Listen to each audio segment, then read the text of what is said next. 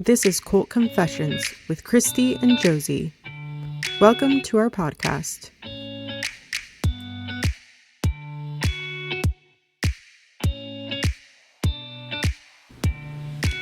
Trigger warning. May contain themes of religious trauma and sexual abuse. Disclaimer. All information in this podcast is our opinion based on our experiences. We do not purport any of this content to be inherently factual and believe that each individual has the right to draw their own conclusion. Hi, I'm Christy. And I'm Josie. And today on Cult Confessions, we are super excited to be joined by our guest, Devony. Welcome, Devony. We're super excited to have you. Thank you. So Devony came from Faith Baptist, as well as a couple other churches in the area. So we're just going to talk a little about her story and some of the things that she's dealt with. One of the biggest things I think in your story is you got pregnant at 17 in the church. 16. 16. Even better. So we're going to talk a lot about those experiences and just kind of what your story is and get it out there. So do you want to start just telling us a little bit about how you found the IFB and some of your experiences at Faith? Yeah, absolutely. So when I was 9, my mom, a couple years before, had gotten a divorce. So we'd moved to Spokane, and she was a single mom and struggled a lot. You know, that's pretty normal for single moms. And we had been invited to church a few times by a family member, and we eventually went. It was Easter Sunday, and my mom found a lot of support within an IFB church. Almost immediately, they offered to babysit us a lot. And so as we had visited for Easter, we hadn't really gone back much, and my mom always struggled with childcare over the summer. And so the pastor and his wife volunteered to watch us for free, which was a huge blessing to my mom. And it easily got us to stay. So we started attending regularly. And at the end of the summer, they offered to homeschool my sister and I. And so we immediately switched over to that. And we just started spending a lot of time at their house. And so that's how we found the IFB and why we stayed at first. And then pretty quickly, it becomes your entire life, where we didn't really do anything outside of the church. We were at the pastor's house Monday through Friday for schooling. And then Saturday was, and of course, Wednesday night service. And then Saturday we went soul winning. Sunday was all day church. And so our entire life became being independent fundamental Baptist. Yeah, it's all consuming. Like, it's your entire identity when you grow up in it. So yep. What was that first church that you guys went to? It was called Mountain View Baptist Church, and it was out in Colbert, a small country church ran by a family member. And so we went there for a couple of years. And like I said, it was literally our entire life. We no longer had friends. We didn't associate outside of the church. Holidays, we would have potlucks. And then it became really toxic. There was a lot of people leaving the church. I know you see some videos of pastors who like point out people from the pulpit, and that was kind of the culture there. And so, my mom decided to put us into public school again, and that was kind of the start of our leaving. And my mom knew we wanted to find another church, and it had to be IFB, you know, of course. And so we knew of 3 other independent fundamental Baptist churches in the Spokane area. And we decided we would visit each of them. We only made it to Faith. Faith was the closest to our house. So we went and we attended on a Wednesday night and stayed. How old were you when you first started going to Faith? 12. I was 12 when we visited for the first time. And then we joined, I want to say it was like a month and a half later. So 12 when we visited and 12 when we joined as members. Yeah, it's pretty quick. What were your first impressions of Faith, like the people, Pastor Boyle? So Actually, for us, it was really exciting because there was young people. The church that we were from was, like I said, a very small country church, and there wasn't a lot of kids or teenagers. And so there was a youth group, which we thought was kind of exciting. And I know for people who faith was maybe their most strict church, it's weird. But for our family, the standards were a lot more lax. So it was kind of a sigh of relief. Yeah, so women would wear skirts without pleats. They didn't have to go to their ankles. They wore makeup. The pastor's wife had short hair, which was an absolute no-no. And so, and the music had some life to it. And so for us, it was but what was the music before? I was gonna say, you think the music at Faith had some life to it? Did you watch our when we watched the live stream of that? I've Christy's very triggered by hymns. I cannot. By most song leaders, I feel like all of them are just like yelling when they're singing. And half of them can't sing anyway. It's fun. Yeah. We love it. I think it would be interesting because while IFB, I would never say the music is high energy. Right. There definitely is standards and differences even still. And so we came from a very you played it the way the hymnal had it. It wasn't there wasn't happy. You must hit the exact notes at the exact time. I've heard, there's some IFB churches. I actually know of one out here in Kansas. And they went to like a youth rally where this pastor preached on like timing and how everything in a certain rhythm, like I don't remember which one, obviously, because it's stupid, but it was of the devil, and like these numbers are of the devil, and it was unacceptable to have this, so you need to take out this hymn and take out that hymn, and you can't sing that one anymore, you can't play this instrument in this timing, like all of that kind of crap. So extra. That was kind of where we came from when we had heard of Faith. We were a little, I think everything is in fear, right? And so when we went to leave, there was so much fear. And we had heard about Faith was that the music was ungodly. We had heard about... Damn. That's so funny. The idea that if a pastor doesn't have family in order, that's an indication that he's not a godly person. So we'd heard about that from the pulpit. First of all, though, like, can we talk about how the gossip is quite alive within the church? Oh, so much. It's a hotbed for gossip. Well, but it's a prayer request. It's a prayer request. It's not gossip. No. It's not. Yeah, it's not Okay, gossip. my favorite thing ever was, like, in prayer meetings, because we would always have prayer meetings at Faith Wednesday, like, before the Wednesday night service. So we'd get there early just to pray for people, and we had these, like, little bulletins with lists of prayer requests and everything. Yeah. My favorite thing was when pastor was like, is there anybody that has anything to add or anything that we need to add to this list to think about us? We're praying. And when somebody would be like, I have an unspoken prayer request. I'm sitting over here be like, oh my God, I wonder what it is. I have to know what it is. I need all the gossip. Or the ones that I did know. And I was like, I know what that one is.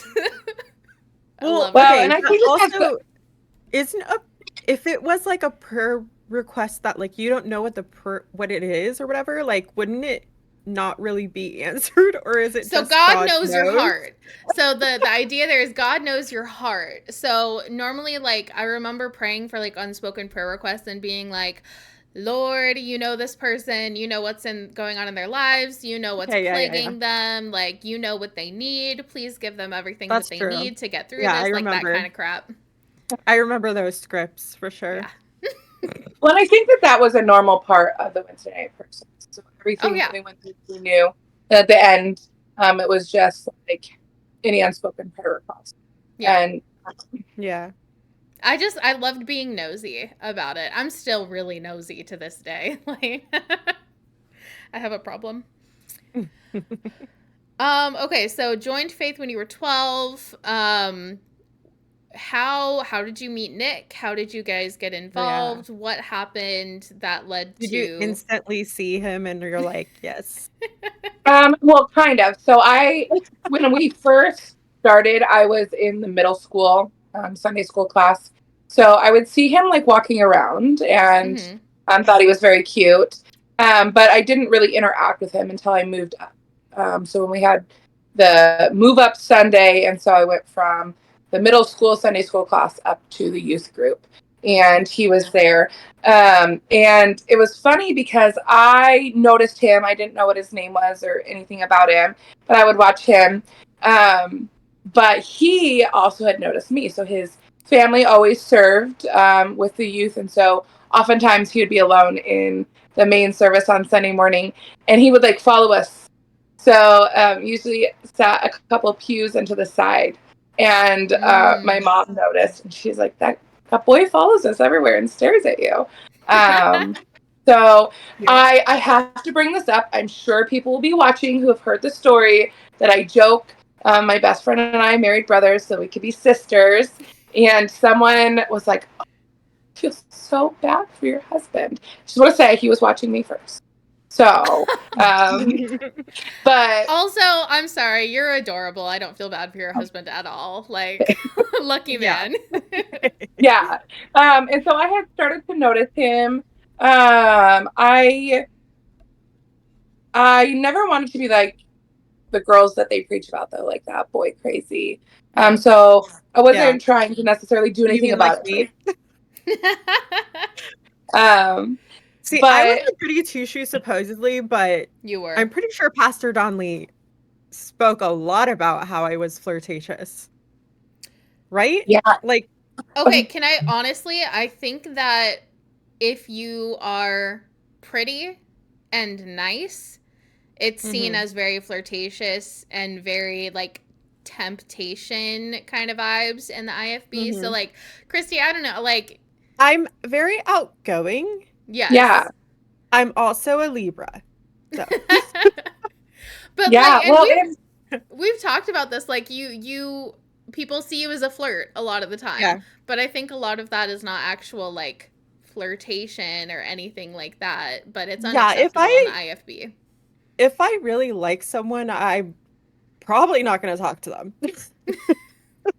You know what I mean? I think it's this idea of meekness and, you know, being demure. And so for girls, we're not supposed to be outgoing. We're not supposed to be too loud. We're not necessarily supposed to be the first one to start a conversation. Yeah. So if you're naturally a little bit more outgoing, a little bit more confident, heaven forbid, I think it can be misconstrued as well, you can't lead. Flirty.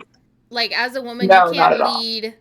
Yeah, anything. You can't make any moves. No. So I mean, like, you know, women can't be pastors, women can't be song leaders, they can be Sunday school teachers, but like that's about as high as they can go on their own. Beyond that, you marry somebody who's in a position of power or you have none. And even when you marry somebody in a position of power, you still don't really have any. Yeah.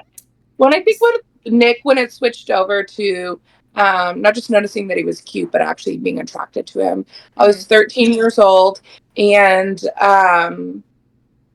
he was just very intelligent. And so we ended up running into each other once in the gym. I think that the gym can be some fond memories for some people or be a really dangerous place because that in between, a lot of things can happen in there. So it wasn't like an intentional. Bad things happened at that gym for me. I'm just going to say that. And unconsensual. Yeah. And so it was after a service. I can't remember if it was a morning or evening service. We ended up just passing each other in the gym. And it was like that awkward, oh my gosh, we're alone, and not knowing what to say. So we said something, and he just like was very intelligent and started talking about a lot of ideas. My husband's autistic. And so he was just always eager to converse with people about what he liked. And I really liked that about him. And then we would find other things. And I was really attracted because he liked politics. At that time, especially as a girl, I didn't get to have a lot of conversations. Yep. I could have them at school, but there wasn't a lot of people who were willing to engage with me about actual deep conversations. And Well, because so, you're not supposed to know anything. Like, that's not your job as a woman to, like, be intelligent and have those conversations and learn things and have an opinion on anything. It's your job to shut up and let the men lead the yeah, conversation and just, like, acknowledge what your husband is saying and be like, yes, I agree with my husband 100%. I have no mind of my own. yeah. And so, yeah, we just started engaging in that way. And so, from there, it was, my husband never asked me out. We just knew we liked each other, and we weren't allowed to date. And I think that I feel like that that's made a very really dangerous church-like. environment. Huh? That's very church-like to like never ask each other out because you're technically not allowed to date. Were you Yeah. Yeah. guys not allowed to date at all? Because I know my church with when it was Pastor McElroy, they encouraged dating, but we had to wait till we were 16. So Well, I will say at Faith, like, as a teenager, we talked a lot of shit about Willamette and about Westgate and like other churches that allowed dating. Like, we did not think that that was appropriate. The message that I always got at Faith was like, that's what college is for. It Mhm. wasn't expressly forbidden. Like, I technically had a boyfriend in high school. Well, I mean, the Mhm. summer between like my junior and senior year for like 3 months. Um, and he would bring me coffee at school and he would put little notes in my locker, but like nobody really knew. Like, we didn't, obviously, there was no Yeah. touching. We didn't call each Yeah, other boyfriend and girlfriend or anything I had a in secret school. boyfriend too, but we mostly just we mostly just talked. This was in high school. It was before Nathan. Um, we mostly just talked like as soon as I got home, we would talk on the phone. Well, and we But no, weren't I allowed to find have it any interesting. conversations, like just the two of us. Like, if I was on the phone with him, it was like my parents were in the room. Had to If be we were separate. texting, my remember parents would read the three-way, texts. like the or just like phone lines in general, like Yeah, you had no privacy. Like your mom could none. definitely be like sneaking in on that. Yep. Oh yeah, we could Yeah. only talk on the home phone, and she would always check my phone history if I was texting him or calling him, and check the phone bill to see how many calls I had made and like all that kind of crap. Oh So yeah. yeah, Now it's Well, like unlimited everything. I think it's interesting because there is that general rule, right? But I think yeah, some of the unsettling things about some high control religions is that the rules can change, but yes, there's no rhyme or reason to why. Because there are yes, Oh people yeah. who did date and it was a sanctioned relationship yeah, as teenagers, but then other people couldn't. And yep, so, yeah, Nick and I, and it was kind of made fun of. Everybody knew we liked each other and we would talk. Our family started hanging out a lot, so we'd go over to play games or watch movies. And everybody knew that we liked each other. I ended up at a youth group activity. I want to say it was maybe around New Year's. It was definitely around the holidays, and someone was asking who's going to be there, and someone goes, "Well, is Nick coming?" And the youth pastor at the time, Brother Miller, turned and was like, "Ask Devony, she'll know." Um, and I was like, "Well, yeah, he'll be here. He's got to ride his bike. It'll take him a little time." But it was definitely wasn't an approved relationship, yeah, um, and it wasn't technically even a relationship. But I think that leads to a really dangerous situation where we felt like we had to sneak out and be with each other yeah, a lot, and that leads to a lot of shame, and shame never leads to anything good. And it also led to being in situations that I don't think would have naturally happened if we were normal and allowed to like each other. Yeah, so the big problem is when you can't be open, it leads to shame culture, and shame culture never goes anywhere good. And yep, so we already felt like we were doing something wrong or something dirty, and it was never. We just wanted to hang out Mhm. with each other.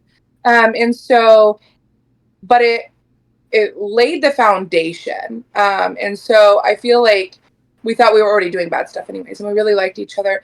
And you know what I find interesting is I definitely got this reputation, not only for liking Nick and just openly liking him at that age, but when I got pregnant, of uh, being a whore, being a tramp, or easy, or whatever label you want to put on it. I've been called yeah, all of it.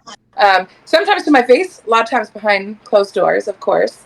But I've heard it. I've heard it about you 100 times. Yeah. Oh yeah. You And at some point, you were one of the cautionary tales for me, like as a teenager, because like you're 10 years older than me, about. I think so, maybe. Yeah. So, like, yeah, you and Michelle and a few others, like, you were don't be like them. I remember specifically being told by Pastor Boyle, don't be like Devony in a counseling session. Well, bummer. Yeah, and I think it was said about me a lot, and people would even come to me. And at the time, I was 16 and pregnant, or a new mom at 17, very young. People would say, oh, well, I used you as an example to my kids. I'm like, well, gee, thanks. Just get a red letter. Why don't we?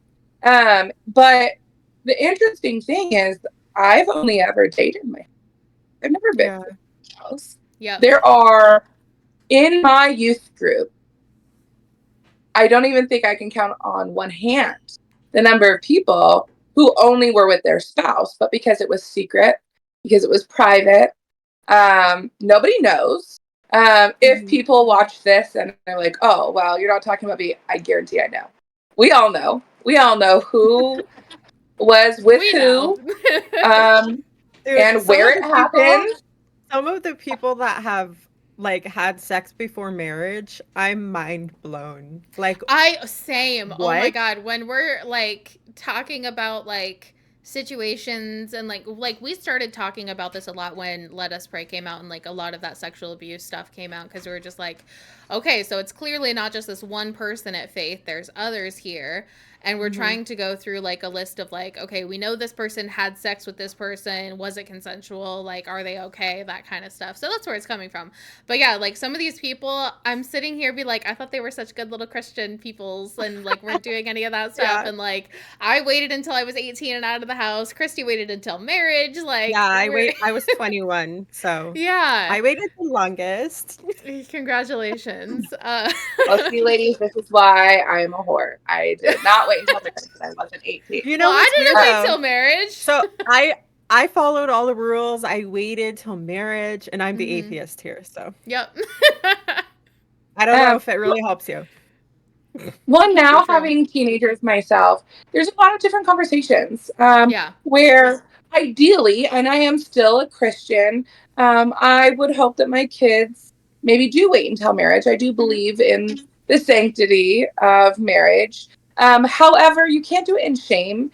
And also just being open and honest, doing it by hiding, not talking, keeping things a secret, shaming people. That's not how healthy.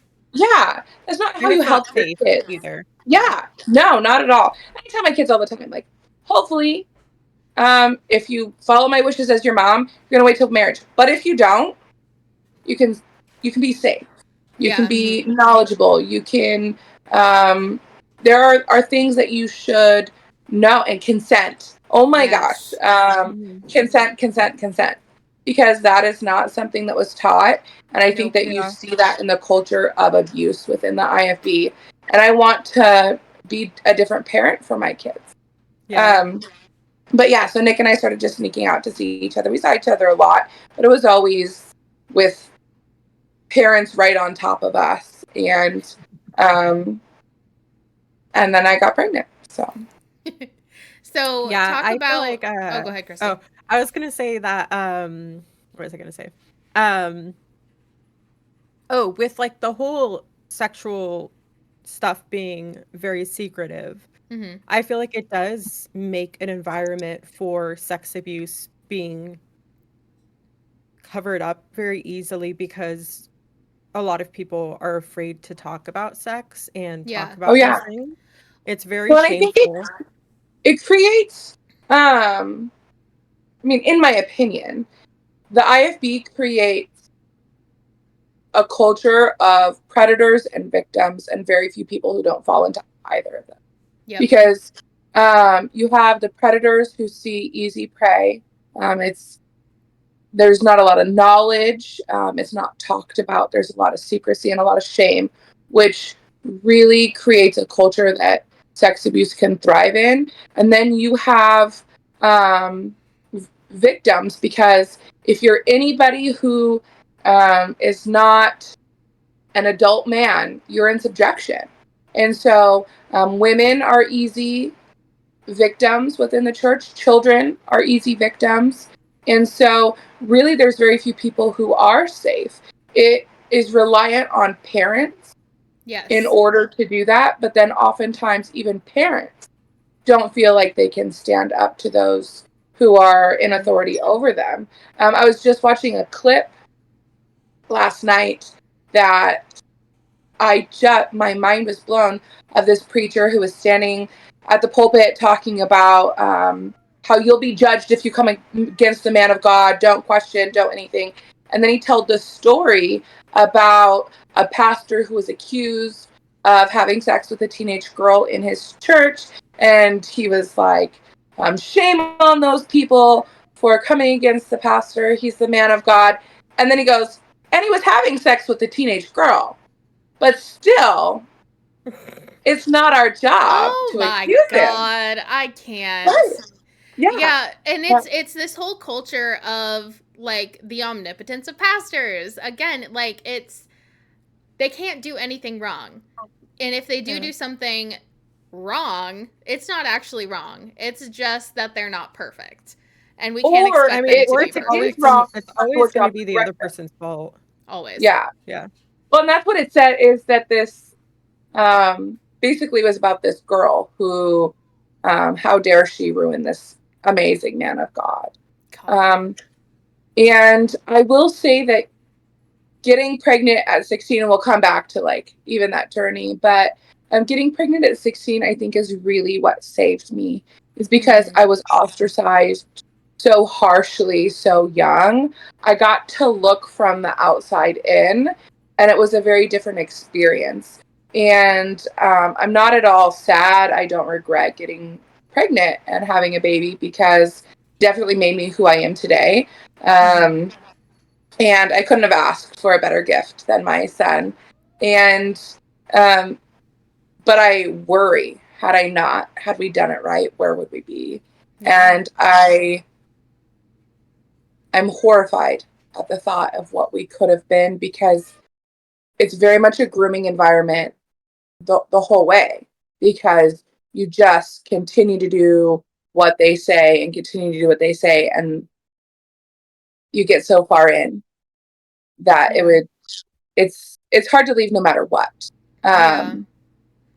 But the longer you've been there and the more enmeshed in the culture, like, again, it's your entire identity. So the more of your identity that's subsumed over the umbrella of the IFB, like, the harder it is to detach from that, because what do you have left? Like, a lot of people leave and they don't, I don't know anybody who knew who they were when they left. Like, and the longer you're in there and the longer you're in that space of, this is who I am, this church is who I am, this pastor, this congregation, these people, that's who I am as a person, like, the harder it is to disentangle that. Yeah. So talk a little bit about what the church did when you found out you were pregnant. You were 16. Who did you tell? What did the church tell you? All of those kinds of things. So when I got pregnant, it was early May, when I thought, oh my gosh, I think I'm gonna have to take a test. So my boyfriend then, had left for the Army. He'd come home for a period of time, and while he was home was when I conceived. And so he left, but he was in a part of his training where he didn't have phone privileges. So there was no communication. So I started questioning and thinking, with this belief, I thought I was going to take the test and it was going to be negative, and I'd be like, oh my gosh. So glad that didn't happen. Got to be more careful type thing. And I took it. And I had called my grandma because she was not in the church. And I said, Grandma, I think I'm pregnant. And she was not happy, but she was actually probably the nicest person in the scenario. She's like, I'll be over. I'm going to bring you a test. Do not tell anybody. Don't tell your mom until we figure it out. And I love that for you, though. Like, I at least was, someone was supportive and there for you. yeah, and so it was one of those things where I was very pregnant because it came up positive while I was still peeing on my shit. And I Super came out and pregnant. I said, yeah, and I immediately, like, the suffocating thought, being 16 and pregnant, like, that is a challenge for anybody. My first thought was, oh my gosh, what am I going to say at church? That's the first thought. And so I took it out and I was like, well, it looks like you're going to be a great grandma. And so that was a whole thing. And my grandma said, if you want, when you tell your mom, I'll be there. And my grandma knew. My grandma knew our situation and our church situation. She knew it was going to be a big deal. But I didn't want my grandma to be there. It was so much shame. And so I actually told her while she was driving the car. So we're Oh in the god. car, and yeah. And I was like, Mom, That's I'm going to tell you dangerous. something. Yeah. Well, she knew something was wrong, and she was like, what is it? What is it? What is it? You know? And we were on Francis. I remember we're driving down Francis. And finally, I was like, okay, I'm going to tell you, but you've got to promise not to freak out. And my sister's in the car. She knew. She was so excited. She was like, we're going to have a baby. And I said, Mom, I'm pregnant. I'm a little shocked. We made it home without getting in an accident. And I won't say what my mom said because I think she would be very ashamed right now. But it definitely one of those moments that you just remember forever. Yeah.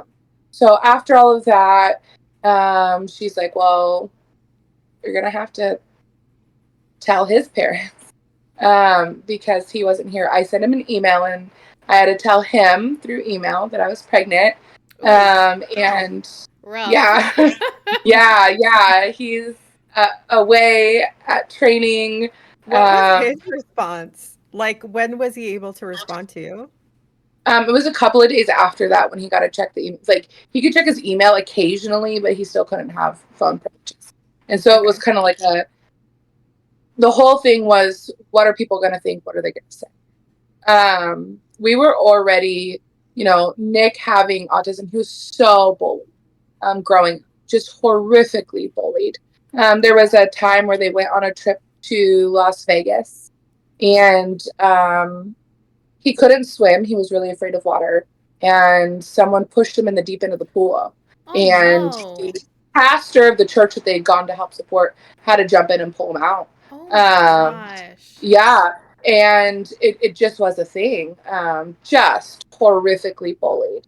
So he's already thinking people are mean already. What's going to happen now that I've not done? But he was always supportive. He always supported me. I was very lucky. A lot of stories when you're 16 and pregnant. I went to a school eventually with other teen moms, and I was the only one who was still with her baby's father, and so I was very lucky. Yeah, very lucky for it to have been Nick. He's always been a great support, but it was just all those things of happening to tell people, and I just remember more than anything how sick I felt all the time, and not just because I had morning sickness, and I did. I have hyperemesis when I'm pregnant, so I was very sick. It's just like this uneasy stomach, and just like it felt like a weight on my chest. I'd already dealt with a lot of anxiety. Yeah, and I already had massive panic attacks and an anxiety disorder because I felt like I was always having to pretend to be something I wasn't, and I never knew what I was trying to pretend to be because it always moved.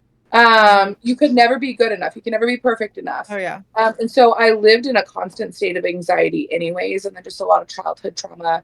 I'm Grew up very in a curious if, like, that's kind of, I wouldn't say only a girl thing, but I know in my experience, 100% that's exactly what I felt. I Like, think I think that it's pressure something that and probably affects a lot of women in the IFB, if not all of them. But I also think that any you know, like I think about Nick, like he's autistic, he's not from a high level IFB family. Like anybody in that position, I can't imagine how you would come out of that not having some sort of identity crisis or anxiety. Yeah. Yeah. And I think that we both suffered. I think that I suffered earlier on. I think um, as I was home, so Nick was away. Yeah, Mm-hmm. you had to So I had kinda to deal with it a babysit lot. yourself. And it was one of those make or break moments. And I refused to let it break me. I was going to be a good mom. I was going to love my baby, and they were never going to suffer. Like I felt like I had suffered. And so, but Nick didn't have to go through that kind of same experience. So, still struggles. I think he'd be fine with me saying like mental health is a big thing because you can only run for so long before it all catches up with you. Yeah. And then you've got to deal with it. And there's a lot of emotions about like just acknowledging what happened and the abuse. And you know, they're not all my stories to share, so I won't go into them. But just generally speaking, the amount of sexual abuse that happened within our families in a Yeah. church-related context is just astronomical, and you can't come out of that unscathed. Mhm. And so I just felt so overwhelmed, and I never considered abortion. It was never. I was gonna ask if anybody had recommended it or if you had considered it. I know that we come down on some different sides here, and that's totally okay. Yeah, 100% respect yeah, your 100% respect yeah. your opinion. But I'm like curious how you felt about No. that. So the interesting thing, it was never a choice. I do have some opinions. To me, Jeremiah was always my child, and never. It was never a choice to choose abortion for me. But what the thought came into my head is like this understanding of why I understood for the first time why it would be so much easier in a church situation to choose to abort than to parent. Yep. Which for a culture that's so pro-life should stop people and go, oh my gosh, what are we doing? Because um, out of everyone who's so pro-life, there should be an acceptance, an understanding, a walking beside of, and that is not what I got. So at that Yeah. moment, I went, if I chose abortion, it would be so much easier. I wouldn't have to tell my mom. I Yeah. wouldn't have to tell his parents. I wouldn't have to tell the church, and no one would ever have to know. Um, and I went, no, I'm not gonna. It's not a choice. Um, but it was just one of those aha moments in life that go, this is really. And so after I told my mom, it was a couple of days later where we went over and we told his family, um, which was just another great experience for me. Um, Are you comfortable sharing what and their reaction was or no? it was not, well, it wasn't pleasant for a lot of people. I will say my father-in-law pulled me into a hug and said he would always love our baby. Um, Aww. at one period of time, and I won't say whose family or who said what, but it was suggested that we get a paternity test before Nick pay any type of child support. And the cosmic justice of how much Jeremiah looks like Nick. I love it every time. The They are person says it. twins. They are twins. They They are. literally could not look more alike. It's crazy. It's a literal fuck you. Yeah. Yeah, well, and that's exactly it. And every time that person says, oh, Jeremiah looks so much like Nick, I'm like, See? yep. Yeah, he does.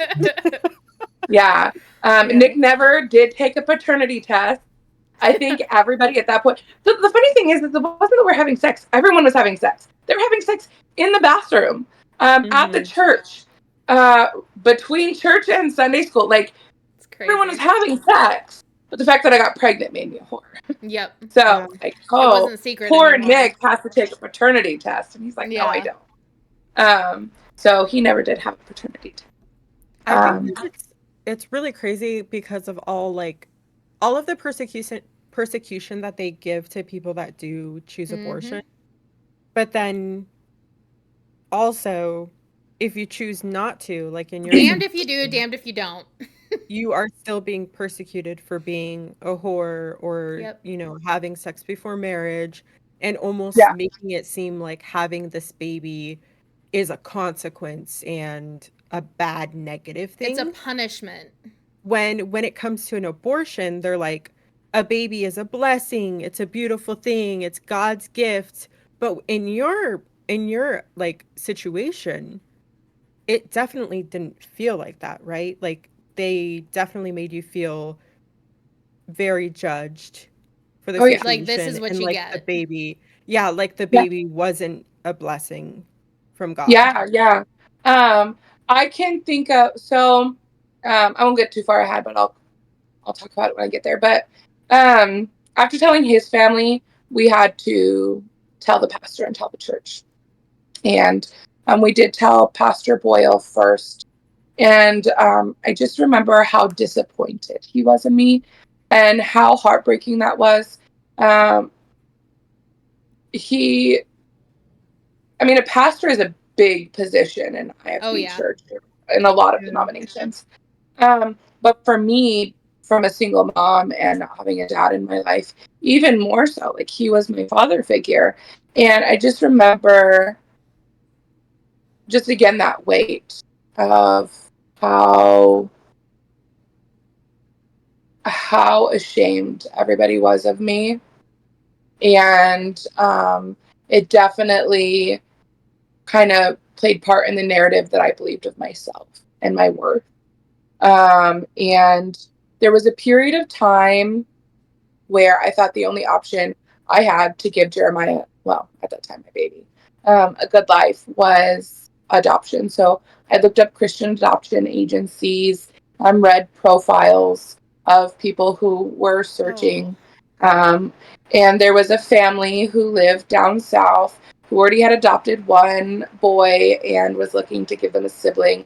And the dad was a doctor, and just like all these beautiful things of, sorry, of what I hoped for my child, because I didn't think that um, I could give my baby what they deserved. And so, um, and then, so I'm having these thoughts, and we had to.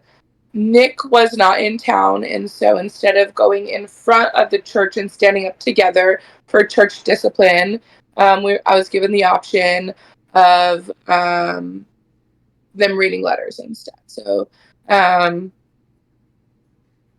I got to stay in my pew instead of going in front of the entire church. And one night after service, they turned off broadcast, and it's that, okay, church family, we have something really serious we need to talk about.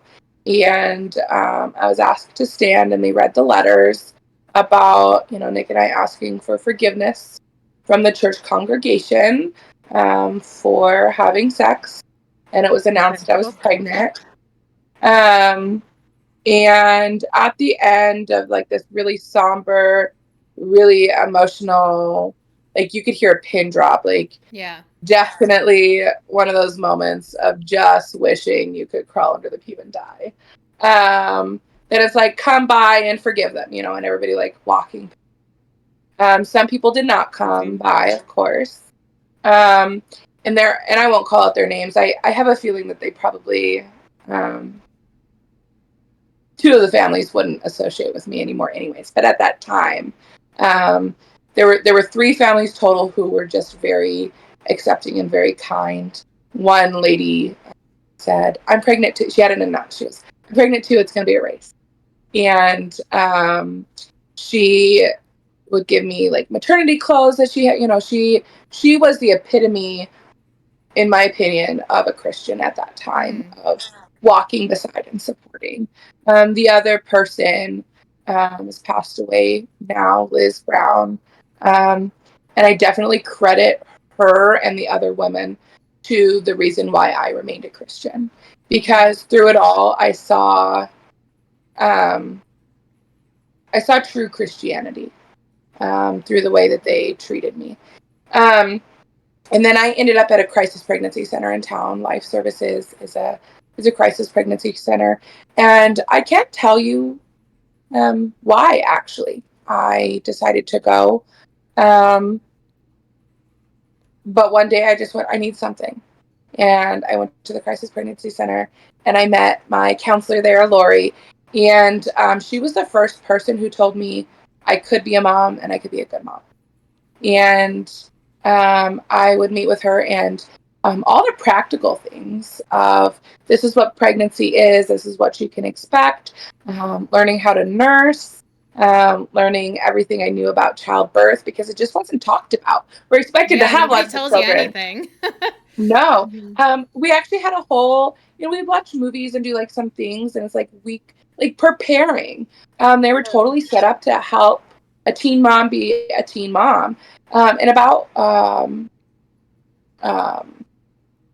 oh, why am I forgetting the word? Depression after, Oh, yeah, Postpartum. postpartum. yeah, postpartum depression. We had like a whole thing like this happens to That's some people. awesome. This is Yeah. how you can know if it's a problem and who you can go to for help and just like normalizing a lot of those things. Um, and it was the first time and I told her I had considered adoption. I knew the family that I was going to choose. And she was like, well, you can pray about it. Like, we'll pray about it. But why can't you parent? And I went, well, duh. Like, Look at me. yeah, I'm 16 and I'm a whore. Yep. Two Like, things you truly believed about yourself. Yeah. yeah. And so it was like that gentle, not even like, oh, you're absolutely wrong, right? That would have been the wrong thing in that. But like, Mhm. hey, let's learn. Let's just like this gentle kindness. Yeah. And after a couple of weeks of meeting with her, I went, I can do this. Yeah. I think I you can be just a mom. needed a few people to actually believe in you. Yeah. Yeah. And I never had that since. I mean, like I said, I grew up in a really traumatic home life and then went into the IFB and everything is shame and you're never good enough. So it's definitely always that thought I had that I just wasn't good. And I Yeah. wanted more for my child. And at that point, when I decided I was going to parent, I went, you know what? I'm going to do this. And I'm going to be the parent my child needs.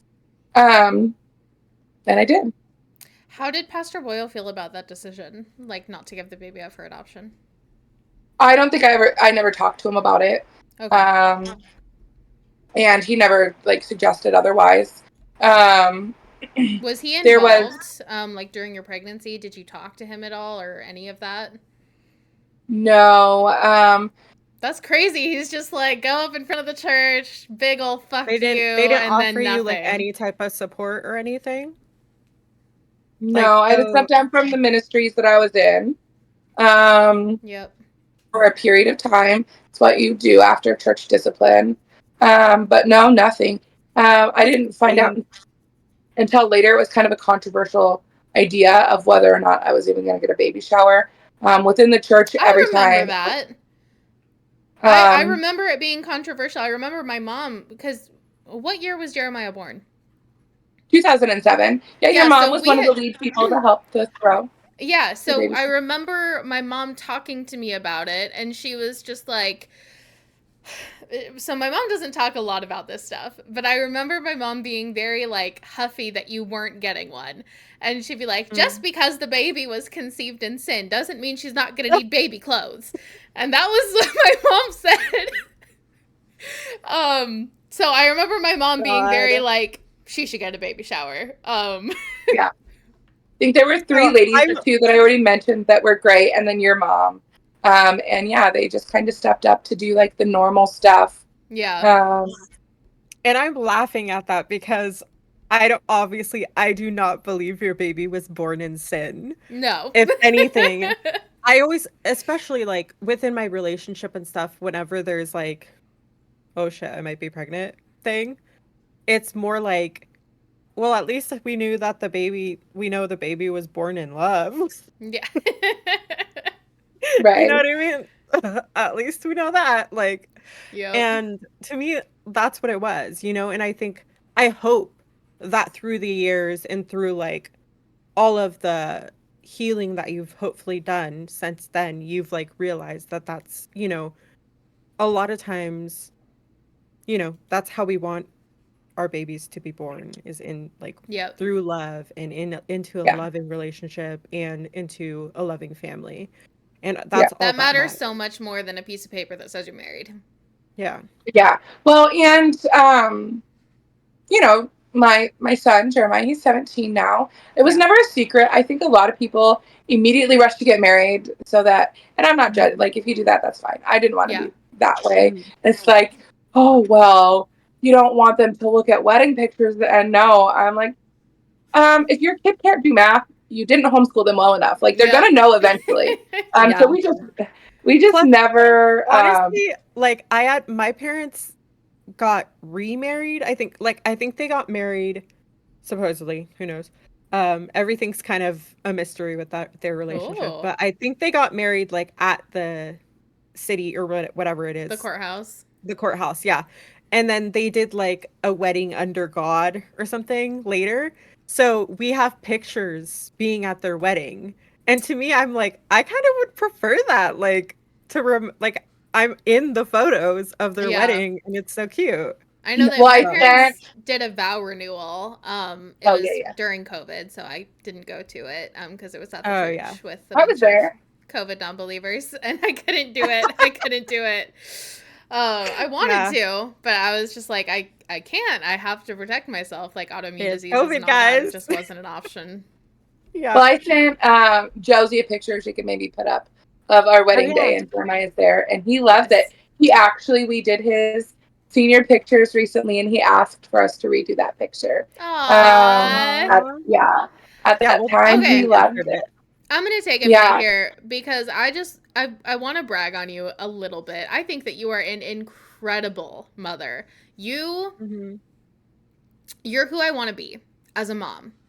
Like the way I'm going to cry, the way that you advocate for your kids and not just your kids because you did it for me. I remember I was like right before I graduated and it was right after the rape attempt and I was really struggling and I was like I'm so angry and I don't know what to do about it. And you took me to Ulta and we looked at makeup and we got dinner at Red Lobster and I remember that like just feeling loved. And the way that I have seen you take care of your kids and advocate for your kids and not just your kids but your husband and the work that I have seen you put into their education and making sure that they are good people.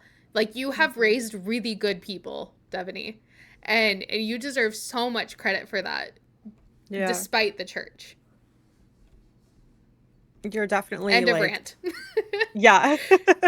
I would say that like since everything has started from the documentary and like me getting to know you and everything, it's definitely been a huge inspiration and something that I'm like so thankful to have other parents that kind of believe the same type of parenting as me and like giving our kids love and support being like the main thing rather than like, punishing them for being themselves and everything. Um, I think it's super like beautiful and the fact that your son feels so confident in himself Yep. with his differences is everything. Well, thank you. Made me cry. That's all I ever wanted to do is be a good mom where my kids never had to experience the same trauma. And then walking the journey to help other people who um, have felt any type of struggle because it's so hard. Life is hard. And Yeah. what we need is a village. I remember it being preached against, like, oh, we don't need a village. Yes, we do. Weird. Yeah. God create, like I said, I'm still a Christian. I believe God created us to be communal, Yeah. and Yeah. that's the best thing we can do to show. If we're going to show that we're Christian, it's not by how long our skirt is or how pious we are. It's about Hmm. how can we just walk in love Yep. Yeah. and support each other. So that's how I want to live my life, and it doesn't matter what anybody believes. If you need a friend, I will be here. And if you need an advocate, I have no problem. I used to be very meek, very quiet. I am not anymore. Hell um, no. But you love. Okay, so I have been told some things about you. I just want to talk about it a little bit because I want to hear them all. I love learning new stuff about I myself. know, right? Well, I think that we've talked about this offline before, but one of the things that I was told about you was that Jeremiah, your son, has autism because you got pregnant outside of wedlock and at 16, and that was God cursed him with autism because of your sin, essentially. I So thought the vaccines cause autism. apparently it's both. So okay, Um, so Oh Jeremiah's my god. autistic and yeah. amazing, and Jeremiah is also intersex. Do you want to talk a little bit about that and like how that has changed your opinion on like the traditional IFB gender roles? Yeah, so that's a lot to unpack. I think we could Yeah. do it twofold. So first, responding to, if it was God who made Jeremiah the way he is, I can only thank him because I have three amazing kids. None of them are better than the other, but Jeremiah is just the coolest person to be around. Just the way he looks at life because of his disabilities and the advocate that he is. Anybody who's lucky enough to know him is really lucky. So I would agree if they have that, 100%. I love that kid. So I mean, I love all your kids, but he is just so funny yeah. and so like straight faced about everything, and you just can't help but laugh with him because it's hysterical. And he's such a great kid. Well, and he cannot wait. He will be 18 before too long. He cannot Yeah. wait to come and be a guest himself. And so I am I sure can't either. It's going to be a blast. he will have the best response to that question because, I don't purposely say things like that people have said, but you can't shelter your kids from everything. They'll hear about it. And Yep. so it's not a secret that people have said things. And he is completely confident. He will tell you exactly what he thinks of that. And so the intersex thing, and this is one of those things where I know that everyone jokes about it, the bumper stickers, sorry for the things that I said when I was an evangelical teenager. And I think that there are some beliefs that we all were taught that we had to unlearn. And Yep. so I had a huge fear, and I'll just put it out there, judge how people will judge me from either side. I had a legitimate fear when I was pregnant with my daughter that she was going to be born a hermaphrodite.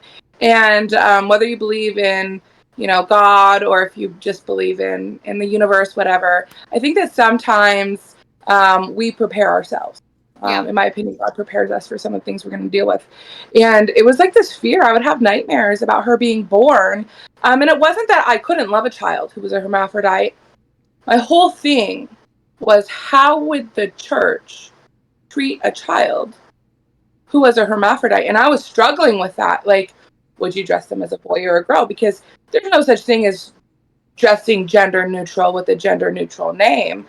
You can't do that in the IFB. And so I'd have these horrible nightmares, and I would wake up and my husband thought I was crazy. Like, why are you dreaming about this? It's the weirdest thing. But I feel like I was just like really preparing for this. So Jeremiah's had a lot of medical problems. His autism, he has a rare genetic condition. He's been sickly with asthma and had seizure-like activity. And we were on a fight to just figure out a diagnosis that would explain it. And we ended up at a neurologist, just phenomenal neurologist, who it's just the funniest story. She looked at his face and said, "There's something wrong with his face." And I went, "Yeah, he's a very handsome Excuse child." you. Yeah. I was very offended. And she's like, "No, there's something wrong with his face. We need to do genetic testing," which was kind of a hesitancy, like with the IFB mindset anyways. It's kind of a taboo. And I was like, well, it doesn't matter. We're going to love him anyways. She's like, we just stop being ridiculous. We're going to do some genetic testing. And they came back. True, though. Like, Yeah. especially like when you're pregnant and stuff, like, oh, I don't need a test for those things. No, it's fine. I'm not going to abort them anyway. But like the thing is, it'd be nice to know. Like, Yeah, my to prepare. sister, my sister was born with a surprise Down syndrome baby, Mm-hmm. and she wishes she would have known ahead Yeah. of time. Yeah. And I don't know if she did the testings or anything for it, but he ended up having like a strong heart, so it wasn't caught at all Yeah. during any of the scans.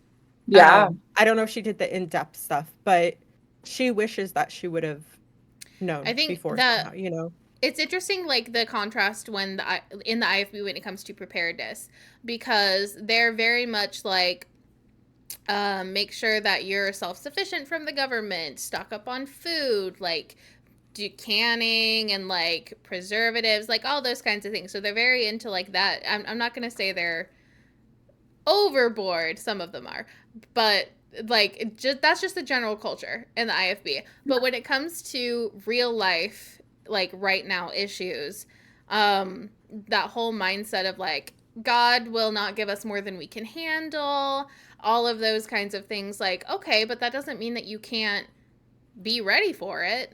Like Mhm. if you Yeah. have a child with disabilities, like you are going to need to adjust your parenting plans and your styles, and you are going to need to be there for them, advocate for them, do all the things that you need to do for them. And there is nothing wrong with having a little extra warning so you can plan to do that. Yeah, I feel like it 100%. coincides with like anxiety too, because obviously anxiety is not always a negative thing. Having anxiety about certain things helps you prepare for them Mm-hmm. and Yeah. like helps you watch out for certain things. And so I feel like it kind of coincides because we're very much like, don't feel these negative feelings ever. And it's like, well, sometimes you do need to feel a little Yeah, bit anxious and worried so that you can take care it's an of a instinct. situation Well, and and I prepare. think that there's two things within the IFB churches. One is there is the very wrong mindset that autism is either not a thing or it's demon possession. So even people who don't believe that are afraid of the stigma. They don't want their Yeah. own child to be stigmatized. And so, whichever side of the fence you're on, there's just this I don't want my child to ever be diagnosed because I don't want people to think any certain way about them. Instead, Mhm. I'm like, this is what my child has, and if you think bad about them, you can take a long walk off a short pier because you're the one that's wrong. Yeah. Yeah. And so, um, yeah, I just it was always something kind of in the back of my mind, with through my pregnancy with my daughter, and when we got the genetic testing back, we were shocked. First of all, they sent the wrong diagnosis. We won't even get in. Well, actually, let's get into that because I think that deals with the IFB. So, my son has a condition, 47XYY. For anybody who hasn't heard of it, he has an additional Y sex chromosome. So instead of the normal 2XY, he has an additional Y. But it's part of sex chromosome aneuploidies, which is just an abnormal number of cells. And I thought, um, I had a lot of thoughts about it. And then when it becomes your child, it's like, what is this really and what isn't it? And so it was really a struggle. So when my son got his first diagnosis, they misdiagnosed him as having Klinefelter's, which is 47XXY. It rocked my world for a while. And I was like, what does that even mean? We were always told, growing up, boys are XY, girls are XX, easy as that. And I'm like, oh my gosh, there's more? And what does Yeah. that mean? What does that look like? And the normal healthy therapy for a boy or a man with Klinefelter's is to start testosterone therapy because low T levels can cause bone density issues. They can cause a lot of issues. You need a healthy amount of testosterone. And so they immediately wanted to start him on testosterone, but my gut was just like, I'm not comfortable with that. It just didn't seem right. And so we went and we counseled with the pastor, and um, and my husband, like, we were on different sides, but it wasn't a bad thing. He's just like, the doctor says this is best. I want to do what's best for my son. And I was like, but I don't think it's best. By that time, I'd really stopped blindly following anybody. I don't care who you are, what degree you have. You might not know as much as me. I'm sorry. That might come off as whatever Well, it is, but when you're it's a just in my parent of life. somebody and you're looking for a diagnosis, like, and I know this because my mom has done similar things. I don't think to the extent because I was diagnosed when I was 2. Right. But like, she knew a lot about JRA. She Yeah. knew all there is to know and was like, this is what I think my kid has. You need to figure it out and tell me if I'm right or wrong. And all Yeah. of those things. Like, you know a Yeah. lot as a parent of a child with a disability. Oh, absolutely. And it had been our journey for a long time. So when they said it, it just didn't sit right with me. I was like, it doesn't explain it. There's a lot of characteristics. You can read about it online. But it just was like, I'm not in denial. It doesn't seem right. And so we went and we counseled, and what we were told was, well, if he can be more masculine with testosterone, you should do it based on our society and our culture right now.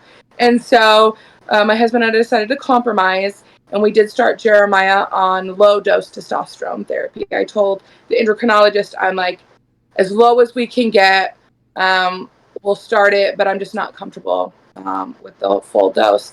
We ended up going to Washington, D.C., and Jeremiah became part of the Human Genome Project because sex chromosome aneuploidies, while they're not rare, they're not often diagnosed because we don't have a lot of genetic testing in the United States, and we don't test every baby. And so they're doing a lot of research. And so we joined that research, and after that, we got the call, and they're like, oh, Jeremiah does not have 47XXY. He has 47XYY, which are totally different. And the interesting thing is, based on the fear of culture and him being more feminine, heaven forbid, had we started him on the full dose of testosterone therapy, he would have been sterilized. Hormone therapy at that age sterilizes you. And so had we done that, we would have sterilized our 11-year-old. Wow. That's crazy. Yeah. And I still had a lot of fear based on stigmas, and we did not go public with the fact that Jeremiah has an additional sex chromosome because people are uneducated. You said, Jeremiah's intersex, which is medically accurate. A lot of people will draw conclusions from that. First of all, it's not something he chose. Doesn't mean Jeremiah's not a boy. Doesn't change anything about him. It just means he has an additional sex chromosome. It's not a big deal, but people make it into things that it's not. So I wasn't willing for him to go forward before he was old enough to make that choice for himself. And I sat in that place of fear, and I've apologized to Jeremiah for it because it could have led to shame, but he's just so awesome. He never was ashamed of it. And finally, it was his sophomore year in high school when they were going through genetics in school, and he goes, I'm so sick of them saying boys are XY, girls are XX. I want to do a presentation to my class and explain what I have and why that's not always right. And I said, okay. Yeah. And so he has educated a lot of people on what 47XYY is, what it means for him. A lot of people have variants. And he wrote an amazing write-up on Facebook during the Olympics when we had that. I saw that. I was about to ask. About the Olympics. Yeah. That was a viral moment for sure. Yeah. And it's so easy for people, not just Christians, but definitely in there, to make these rash judgment calls based on things that they don't know about. And we had a lot of people that we knew that we met in churches or who I identify as Christians who fell on that side that I would say is wrong with how they were responding. And Jeremiah wrote that because he goes, well, are they going to say it about me? Are they going to say it to my face? And I was so proud of him. And I do believe that everybody has a purpose. And I think that Jeremiah is to teach everybody around him every day. So, but as a parent, it just breaks my heart that my child has to carry such a heavy burden of training people because they refuse to learn and be kind and Yeah. branch out of what they've been taught. Yeah. Yeah, I think that's one of the most toxic traits of like IFB and just the more conservative mind of like not having any openness to things being different and not being Yeah. so black and white. Like a lot of the times life is very gray. There's a lot of different things and it's not always going to be the way that you specifically believe it and life doesn't need to be lived in the same way you live it, right? Um it's it's something that's always been really hard to like talk about like older people within the IFB or conservative movements where they just no matter what you say and no matter like how you try to explain it to them and Mm-hmm. how calm you do it or whatever, it's like they just can't open up their minds to any of it. It's really weird. I think with a high control religion is they take out a lot of times they take out the independent thought and being able to come to your own conclusions based on the facts. I think the point of a high control religion is that they think for you, so you can only respond how you've been taught. I think in the field that I work in, we talk a lot about intent versus impact, and I would say I've met a lot of people who identify as independent fundamental Baptists who are well-intended people, um, but there is nothing good that comes from high control. There's not. You're never going to see a situation where someone else controls another person where it ends well. It doesn't. And I think that if God didn't want us to think for ourselves, he wouldn't have given us each a brain. Like, Yep. if he only wanted the pastor to think for you, they'd be the only one with a brain. Um, and I think it's this dangerous, especially multi-generational. You see it generation of not thinking that you can think for yourself, and it's really toxic and it doesn't end well. And I think that there was a lot of emotions through that for our family, Okay. anger and hurt and anger. And as a parent, I can have that as a parent, but I don't. It's not my lived experience, right? And so Right. Mhm. I always want to be careful. I have feelings and emotions, but at the end of the day, Jeremiah gets to feel how Jeremiah's going to feel. It's not my Oh job yeah. to Yep. take on any of that, right? I think Mhm. that that's a really toxic trait that we can do sometimes. And so I tried really hard not to tell him he had to feel any specific way, but just like walk that journey with him. And so Yeah. it was kind of a roller coaster here. And my other kids and my all my kids are just amazing humans. And the hurt that they had Yeah. in realizing um, how people were classifying their brother. You know, Yeah. Anastasia, she's 11 years old, and she was crying, and she's like, why are people so mean? Like, is that what they think of Jeremiah? And we had to have a lot of talks about that. And that's when Jeremiah decided to go public and see if he could, make some type of impact on Yeah. how people were responding and putting a face to it, and saying, it's me that you're talking about. Yeah. Yeah. I think obviously it's kind of an epidemic with internet stuff, social media stuff, where people just go on and say things that they would never say to you.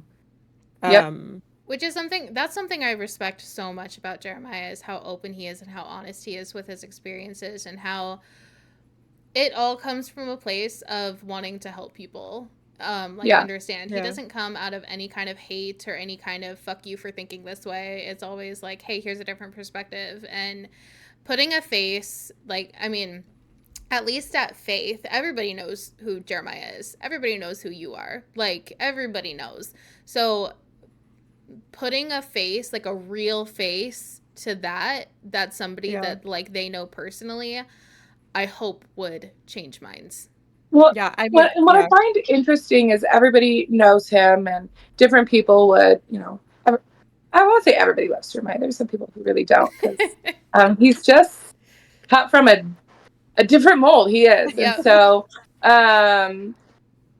but at least like having that personal connection, and even people who, whether they watch this or they're just thinking like, oh well, good intentions, you're pushing people away, and I think it's really important to sit back and ask what impact you're having.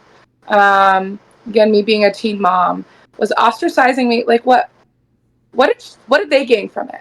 And did they think that by shaming me I was going to become any type of person? I mean, maybe I can thank all of them. Because of them, I decided not to stay in that. I would assume that Um, it made them feel more righteous than you. Oh yeah. That's That it, holier than thou like, attitude is so prevalent in the IFB. It's bad. yeah. But when we left, um, Jeremy was like 2 feet out the door. He did not want to go to church. He did not want to be a Christian. All of our experiences were pretty traumatic, but his especially. Yeah. He was always treated so badly for being a person with a disability. His autism was a big one. He has learning disabilities, which was a big thing. A lot of tactile sensory processing. So wearing a tie and wearing itchy dress shirts wasn't something he wanted to do. And he just, some of the music, he had no problem like covering his ears and being like, nope. you don't want to name Like, her? You don't want to name her? Oh my god. um, It's literally and Chrissy. so, Like whenever we listen to a sermon and a hymn comes on, she's like, I have to skip it. I can't listen to I'm this. like, I can't do this. yeah.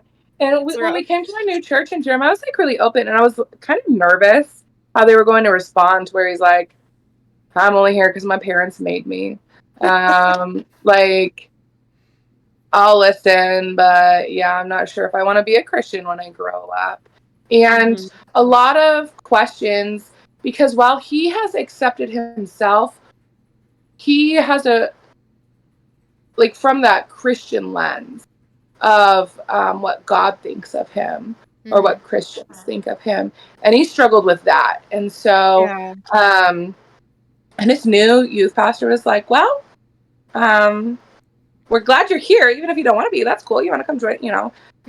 And so now it's just been a very different experience. And I hesitate sometimes still to say cult. It just is like a weird, how do you throw that into a conversation, right? It's Yeah. honestly I've had a lot of fun with it, to be fully honest with you. Like Sometimes. I have so much fun with it now that I own it. Like, now that I'm just like, you know Mhm. what? Yes, I do believe that it was a cult. And I know Yeah. why I believe that it was a cult. And so I throw it into conversations sometimes. Like, I told my doctor about it. And I love the reaction. And I'm just like, yeah, I grew up in a cult. And everybody's like, what? Which cult? Tell me everything. And Yeah. It's I, also a good excuse for everything. Like, oh, why didn't you, yeah. till you were this age, why didn't you do this? Yep. Why haven't you seen this? We're like, Oh, we that's grew a up in big a one. cult. I'm just like, grew up in a cult. Sorry. Yeah. I still more often than not use high control And that's religion. totally fine. Yeah. As my Jeremiah, on the other hand, person next to him in the grocery store, Yeah. kid at school, just he's like, and I was in a cult. Yep. Um, he's my other kids have definitely started to kind of move like towards that as well. Of, oh, guess what? This is how I was raised. Yeah. Yeah. And so it's just it's a lot. Um, I'd love to hear your thoughts on the difference between education when it comes to private schools, aka Christian schools, church schools, Mm-hmm.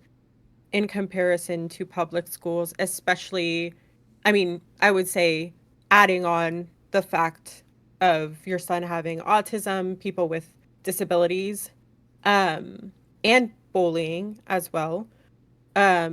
Because it's something that I grew up so fearful of the public school, Yeah. to the point where, I mean, I was talking to you about how scared I was about sending my kid to public school, not knowing what to expect, what it was going to be like since I'd never gone to one.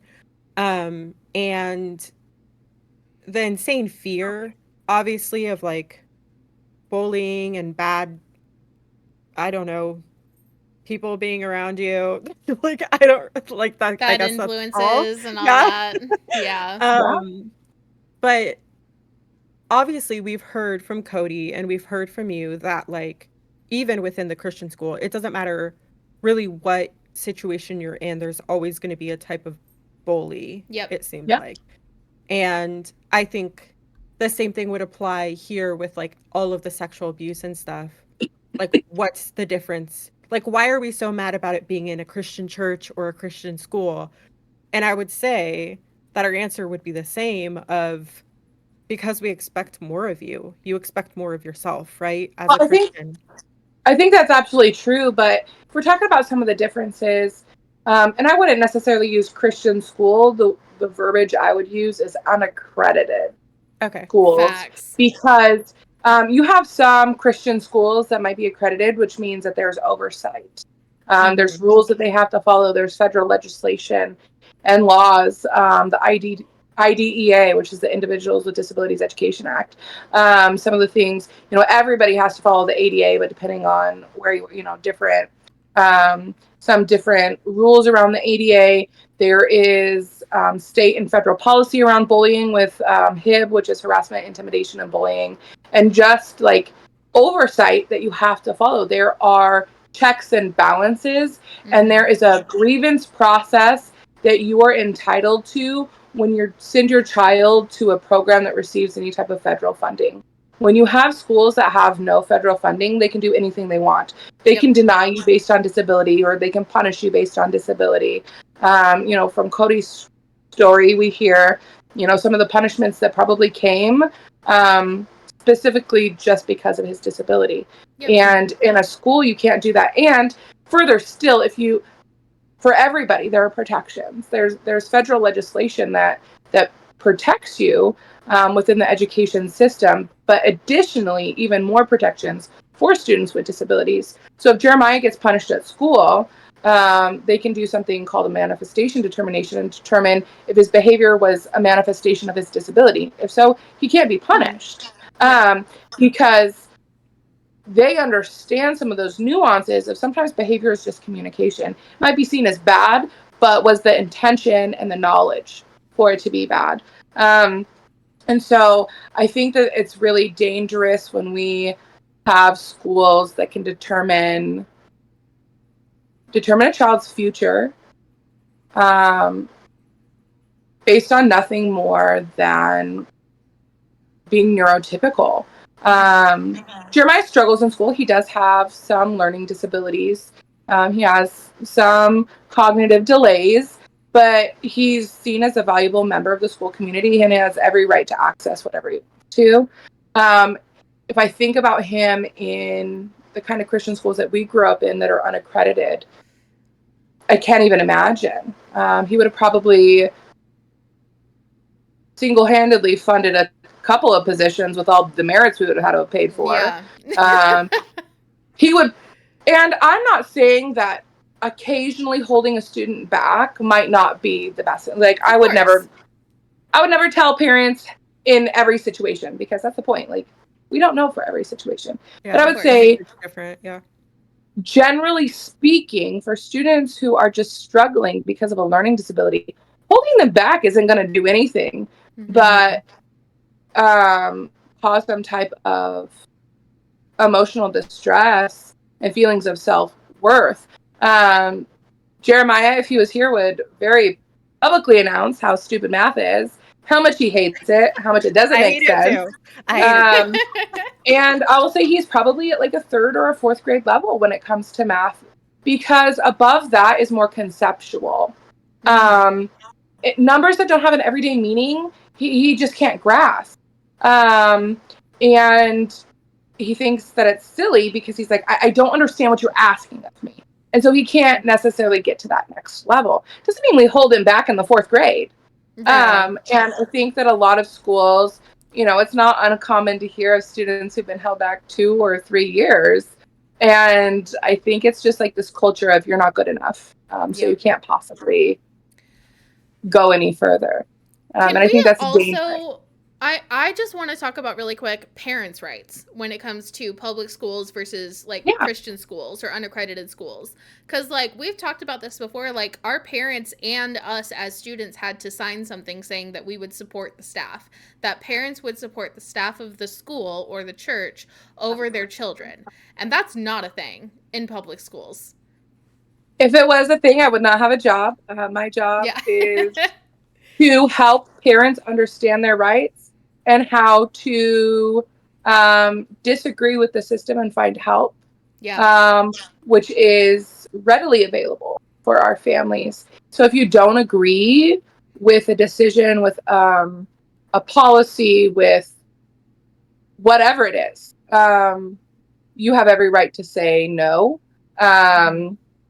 And there are a lot of protections in place to go through the grievance process. We already, talked about it a little bit, but especially for students with disabilities, some of the trainings that I do very clearly outline how to disagree and go through that process with procedural safeguards.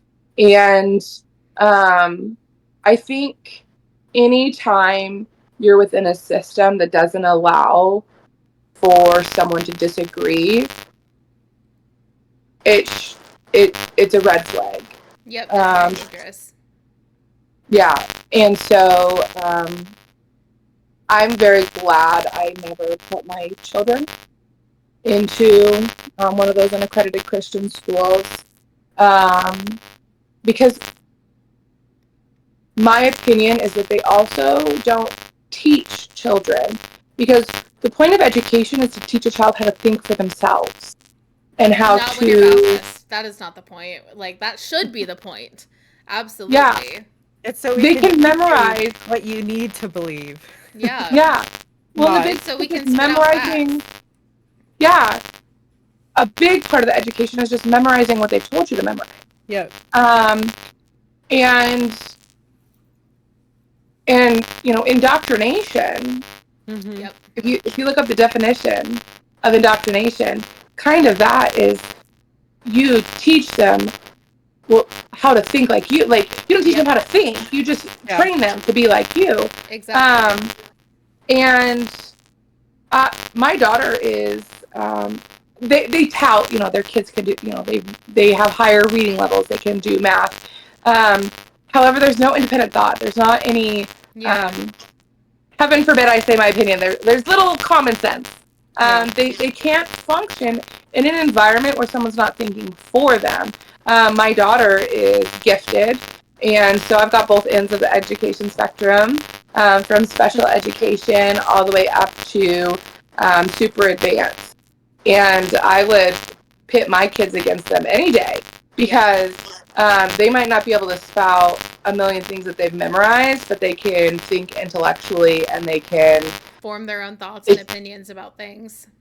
Yeah, and some of that analytical thinking that I think it's a shame that we're so opposed to within high control religions is the fear of people getting an education. Yeah. We are so scared of public school. Why? Yeah. We're so scared of college. Why? Yep. We tell our families what they can read. We tell our families what they can watch. We tell our families what they can do, where they can go, who they can interact with. And anybody who steps outside of that is ostracized. And it's often because they're going, wait, this is a little different than I was told. It's because they're asking why. Well, some sometimes they haven't even started to ask why yet. What they've started being able to do. Experiencing something that's different. Yeah, they're starting to be able to. With me and Nathan, like, we just stopped These going gay to church. people are cool. They're not terrible demons. I don't know. People. And like hanging out with normal people, and we're like, wait a second, they're not like gonna try to make us atheists, or they're not Satanists, or they're not, I don't know, serial killers, like alcoholics, like all the things that we believe them to be. They're normal, and they actually have morals. Yeah. Which is not, like, we never thought that could be a thing. Well, that's when I got pregnant in the church was definitely when I was pushed to the outside and started seeing things, but I didn't start to think differently. When Jeremiah, I always thought I was going to homeschool. I didn't want to send him to the Christian school. I knew he wouldn't do well, but I started trying to homeschool.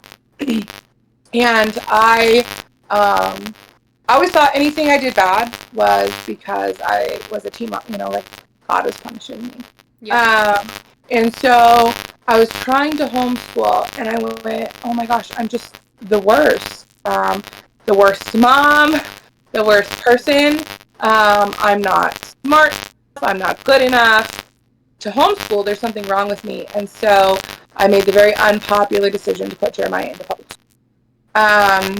Because at 5 years old, he couldn't count to 5. He couldn't hold a pencil, let alone write anything. He couldn't read. He knew some shapes, but he very much lived in his own world. At that time, we were going to therapies about 4 days a week, PT, OT, ST. We did vision therapy, swim therapy, social preg therapy, all the therapies. And I still thought it was my fault. And it was an easy scapegoat, and one that I believed because what the church had told me. And so when I would go to the doctor and be concerned that Jeremiah wasn't playing in, cognitively appropriate ways for his age, it's like, oh, well, you're a teen mom, maybe you should get some. I had a doctor tell me, well, maybe you should take him to the park more. I'm like, I take him to the park and he cries. He hates it. Like, he hates the grass. He hates the swings. He hates going down the slide. Like, he didn't want to go to the park. And I'm like, but he won't play when we're there. And so it was just always a scapegoat. And so when I put him into school, I thought it was because it was me. And it was pretty quick that they realized that Jeremiah had some problems. But it also groomed me to accept neglect and abuse in other ways. Because Jeremiah had a really traumatic education experience in his elementary school. They've been sued and cost our district hundreds of thousands of dollars. They've been sued by the federal government for abusing students with disabilities. And Jeremiah was one of them. We didn't know our rights at the time, so we weren't part of the lawsuit, but we would have had one. And I just thought that was normal behavior. It's how we'd always been treated. And so when they were discriminating based on disability, I just thought that was normal behavior. And so it wasn't until another mom who was not a Christian was like, hey, did you know that this wasn't right, and really took me under her wing? And that is when I started to step out. It's when I started wearing pants more, And so the IFB would be like, see, this is an example of what happens when you associate with people. Little love. But it's because it's the first time that you can see, wow, these people don't believe the same that I believe, but they're really good people. Yeah. And they helped me more than anybody ever had. And they helped Jeremiah more than anybody had. And that's the first time I had seen people for a while interacting differently. This was the first time I got to enter in and be part of it, and then there was no going back. And I went, you know what, this is what I want. Cool. Okay. I'll ask my question then. What is your cult confession? I thought about this because I'm a pretty open book, and I was like, oh my gosh, what do people not know about me? Everybody knows I'm a whore. But I had one, and it is, I don't think it will surprise anybody, knowing my loose morals. But I once flashed the church unknowingly, people. Oh yeah. I struggled so hard nursing Jeremiah. It was really hard for me. And during that time, there was a woman who was really uncomfortable if you tried to nurse in the nursery. Heaven forbid, girls see another What booby. the nursery is for? No, it's not. No, it's not. Oh, and so I was really struggling, and so I would go up sometimes to the cry room, which is outside of the auditorium, but it's got a window where you can see. And I have no idea why I thought it was one-way glass. Like, if you walk by and the light's on, you realize that it's not. But I was 16. I was stupid. And I just thought it made sense and because it was like a lace curtain. It wasn't like, you could see in. So I just was under the impression if women are in here nursing, people aren't going to be able to see. And so I'm in there trying to nurse and really emotional about it. And I couldn't quite see the preaching, so I opened the curtain. Oh no. I was sitting in front of the window with my baby, trying to figure out this nursing thing. And it wasn't like under a blanket or no, it was like full out. Sure, No, when you're like trying to figure it out, you need to see everything and have all the motion. Yeah. My cheeks still get red. I'm like, I cannot. I'm mortified. How did you find out that you flashed everybody? Huh? Did somebody tell you? How did you find out that you were flashing people? Yes. Someone did let me know, by the way. Okay. You can see, and it was during offering, and the person never said anything, and I can't even remember which person it was, but I ended up like making eye contact with the person who walked by with the offering plate and realizing I definitely see. I was mortified. Yeah.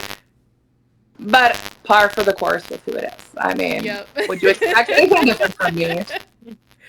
So yes, that's my cult confession. That's great. I love flashed it. the church. Love it. Well, I think that is pretty much everything for today. I'm sure that we will be talking more later about some other things, but thank you for coming on, for sharing your story and your experiences. And I just have to say how incredible of a person you are. I love you so much and respect you so much. You're an amazing mom and an amazing woman. Like, I am so thankful that I get to know you in my life. You're a very important person to me. Thanks. Well, I think you guys are amazing too. I'm lucky to know you. All right, that wraps it up for today. Don't forget to like, subscribe, hit all the buttons, the bell, whatever the fuck. Please and thank you. And we will see you next time. Bye everyone.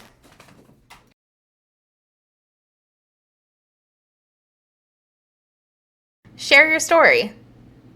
If you have been affected by religious trauma or abuse, we want to hear your story.